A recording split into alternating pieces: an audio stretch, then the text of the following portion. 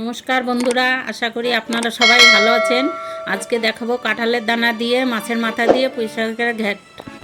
প্রথমে পুঁইশাকটা কেটে নিলাম, এরপরে টুকরো টুকরো করে কুমড়োটাও কেটে নিলাম, ছোটো করে আলুটাও কেটে নিলাম, অল্প কিছু কাঁঠালের দানাও নিয়ে নিলাম। এবার একটু মাছের মাথাটাও নিয়ে নিলাম, একটু আদা বেটে নিলাম, জিরেটা ভেজে বেটে নেবো,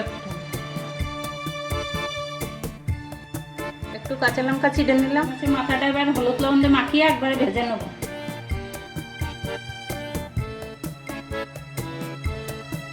কড়াইতে তেল দেবো,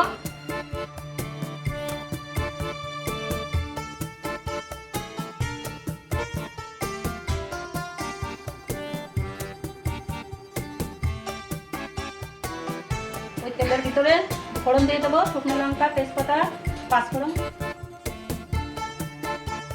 এবার আলুটার ভিতরে দিয়ে দেবো,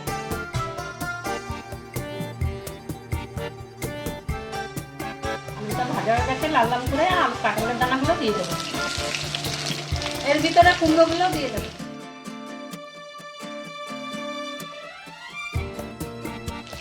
এগুলো ভালো করে একটু ভেজে নেবো, ওটা একটু ভাজা হয়ে গেছে, এবার কাঁচা লঙ্কাগুলো দিয়ে দেবো,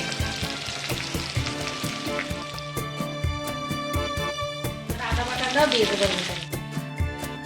এবার একটু কষানো হয়ে গেছে, এবার পুঁইশাকগুলো দিয়ে দেবো,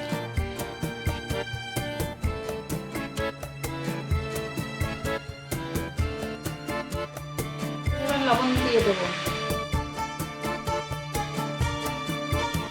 হলুদটাও দিয়ে দেবো,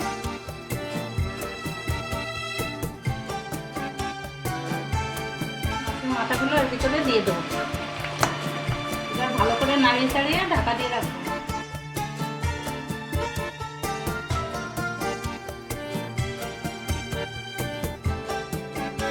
মতন একটু চিনি দিয়ে দেবো, ভালোভাবে সিদ্ধ হওয়ার পর জিরে বাটাটা দিয়ে দেবো।